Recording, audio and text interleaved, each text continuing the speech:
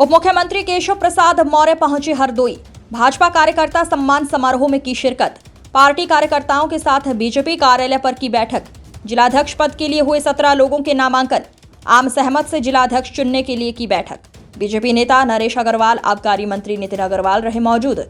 गांधी मैदान में विशाल जनसभा को किया संबोधित। पर जो आए हो, मैं ये निवेदन करना चाहूंगा कि कार्यकर्ता के नाते हमारे यहाँ भारतीय जनता पार्टी में जो आज बूथ का अध्यक्ष है, वो कल का जिला अध्यक्ष हो सकता है, प्रदेश अध्यक्ष हो सकता है, राष्ट्रीय अध्यक्ष हो सकता है।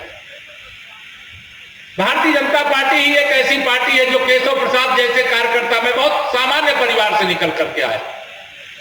मैं 2012 में आदरणीय अग्रवाल जी पहली बार विधानसभा में चुन करके आए। 2014 में फूलपुर लोकसभा से सांसद चुना गया और 2 साल ही लोकसभा का कार्यकाल नहीं हुआ था। उसी समय मेरे राष्ट्रीय नेतृत्व ने मुझे उत्तर प्रदेश भारतीय जनता पार्टी का अध्यक्ष बना दिया और उस समय समाजवादी पार्टी की उत्तर प्रदेश में सरकार थी। लेकिन अग्रवाल जी का स्थान सपा में नहीं होना चाहिए, तो उसी समय हमारे साथ आना चाहिए था, लेकिन उस समय नहीं आए थे। लेकिन आज हम कह दे रहे हैं, दुरुस्त है। आज भाजपा परिवार की ताकत है, भाजपा परिवार के साथ जुड़े हैं और भाजपा परिवार उनके सम्मान का सदा ध्यान भी रखेगी, यह भी मैं कह सकता हूं। साथ ही मैं यह कहूं, जब 2016 में मुझे अध्यक्ष बनाया गया तो उत्तर प्रदेश में हमारे 40 विधायक थे। नितिन जी उस समय भी सदन में थे और 2017 में जब हमारी सरकार बन गई उस समय भी नितिन जी सदन में थे।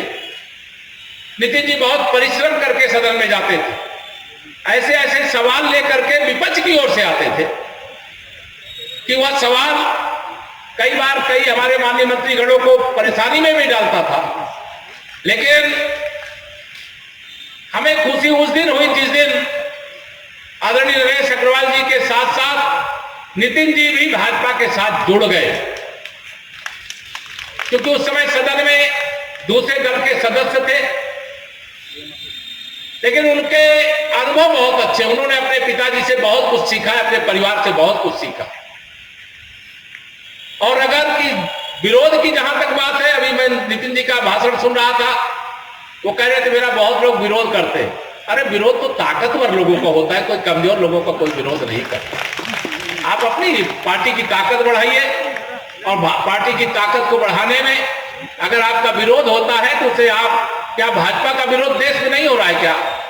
मोदी जी सबका साथ सबका विकास की बात करते तो क्या मोदी जी का विरोध करने वाले नहीं है क्या? उनका भी विरोध करते हैं। तो विरोध करने वालों की चिंता किए बगैर हमारा लक्ष्य निर्धारित है, मुख्यमंत्री पद पर रहने और फिर लगातार प्रधानमंत्री पद पर रहने का अगर कोई रिकॉर्ड बनाने का काम किया है तो आप सबके आशीर्वाद से माननीय नरेंद्र मोदी जी ने किया। 2024 के लोकसभा चुनाव तो अभी कुछ ही दिन हुए हैं, 4 जून को रिजल्ट आया था 24 में। हरदोई वालों ने तो कमल खिला दिया, कमाल दिखा दिया। आपका सबका अभिनंदन करता हूं। थोड़ा उत्तर प्रदेश में हम लोग जो अपेक्षा थी उसके अनुरूप हमें रिजल्ट नहीं मिला, लेकिन कार्यकर्ताओं ने सोचा कि अरे ये क्या हो गया,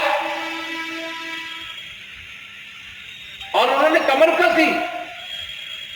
इसके बाद चुनाव आया हरियाणा के विधानसभा का। कांग्रेस तो शपथ ग्रहण की तैयारी कर रही थी, कौन मुख्यमंत्री पद की शपथ लेगा इसकी लड़ाई लड़ रही थी। लेकिन भारतीय जनता पार्टी के कार्यकर्ता, जैसे अर्जुन को गुरु द्रोणाचार्य ने कहा था चिड़िया दिखाई दे रही है, कहे नहीं मुझे तो केवल चिड़िया की आंख दिखाई दे रही है। हरियाणा में भारतीय जनता कांग्रेस तो शपथ ग्रहण की तैयारी कर रही थी, लेकिन भारतीय जनता पार्टी का लक्ष्य था मेरा बूथ सबसे मजबूत। वह कार्यकर्ताओं ने करके दिखाया और इसी 2024 हरियाणा में तीसरी बार भारतीय जनता पार्टी की सरकार शपथ ले चुकी है। और इसके पश्चात आपने देखा भी महाराष्ट्र के अंदर, महाराष्ट्र के इतिहास की सबसे बड़ी विजय भारतीय जनता पार्टी गठबंधन के खाते में आई है। वह सब कार्यकर्ता और जनता के आशीर्वाद का प्रताप है। मेरे भाई, मैं आप सब लोगों से यहां पर कहना चाहता हूं, हरदोई तो मैं 14 भी आपने जिताया। 2017 में आदरणीय अग्रवाल जी सही कह रहे हैं, 2017 में एक सीट हमारी बच गई थी, लेकिन अब हमारी सीट कोई बची नहीं। नितिन जी भी अब हमारे हो गए। इसे अब हरदोई में कमल ही कमल ही कमल है, कोई बचा तो नहीं है यहाँ हरदोई में कमल के अलावा, सब है ना। तो यहाँ चारों तरफ कमल है और यह कमल है और कमल रहेगा। हमें कमल रहेगा क्यों कह रहा हूं कि 2027 में विधानसभा का चुनाव आने वाला है और समाजवादी पार्टी के मुखिया अपने समर्थकों से 27 का सत्ताधीश होने का होर्डिंग लगवा रहे हैं। लेकिन मैं आज हरदोई की धरती से कह सकता हूं पूरे दमदारी के साथ, आप सब कार्यकर्ताओं के बल पर कह सकता हूं, जनता के आशीर्वाद की ताकत पर कह सकता हूं, माननीय मोदी जी, आदरणीय योगी जी के नेतृत्व में हमारी सरकार के द्वारा जो किया जा रहा है काम, उसके बल पर कह सकता हूं 27 नहीं अखिलेश जी, 47 के बारे में भी मत सोचो। क्यों 47 के बारे में मैं कह रहा हूं? माननीय नरेंद्र मोदी जी ने क्या लक्ष्य दिया है? अभी भारत की अर्थव्यवस्था 5वें नंबर की है इस समय, और मोदी जी ने कहा तीसरी बार मोदी सरकार भारत की तीसरे नंबर की अर्थव्यवस्था बनाने का काम करेंगे। और क्या कहा है? 2047 तक विकसित भारत बनाने का काम करेंगे। गरीब आदमी गरीब नहीं रहेगा, उसको भी गरीबी की रेखा से बाहर निकाल करके राष्ट्र की मुख्य धारा में, समाज की मुख्य धारा में ला करके खड़ा करेंगे।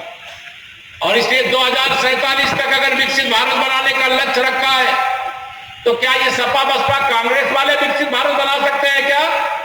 बताओ, बना सकते हैं क्या? जोर से बताओ, हाथ उठा के बताओ, बना सकते हैं क्या? ये भारतीय जनता पार्टी ही बना सकती है। इसे 2047 तक का के लिए साइकिल को सफाई में ले जाओ अखिलेश जी। उत्तर प्रदेश में इसके लिए कोई स्थान नहीं है। तुम्हारा जो फर्जी पीडीए है ना, परिवार डेवलपमेंट एजेंसी चला रहे हो, उस फर्जी पीडीए का काम खत्म हो गया है। अभी उत्तर प्रदेश के अंदर विधानसभा की 9 सीटों के उपचुनाव हुए।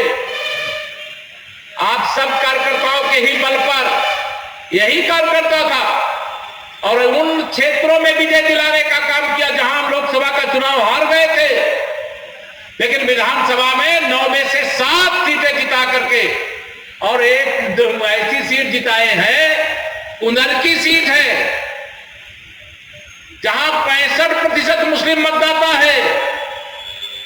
वहां पर 1,45,000 वोटों से भारतीय जनता पार्टी के प्रत्याशी को विजय प्राप्त हुई है। चूड़े हिल गई। कटेहरी जो इनका गढ़ बना हुआ था, वहां पर भी कमल खिल गया। और मैं विश्वास से कह सकता हूं आज कि 2027 में करहल में भी कमल खिला देंगे, करहल में भी कमल खिला देंगे। 2027 का या जो विधानसभा का चुनाव आने वाला है, उस चुनाव को लेकर के अभी से तैयारी शुरू करो। मेरा बूथ सबसे मजबूत, और मैं तो नारा लगाता रहा हूं। 2016 में जब मुझे राष्ट्रीय नेतृत्व ने प्रदेश का अध्यक्ष बना दिया, तो मैं तो उसी दिन नारा लगाया था कि 100 में 60% वोट हमारा है, 40% वोटों में बंटवारा है और बंटवारे में भी हमारा है, क्योंकि हमने सबका साथ सबका विकास किया। कोई भेदभाव हुआ है क्या? गरीब कल्याण की योजना में कोई भेदभाव हुआ है क्या?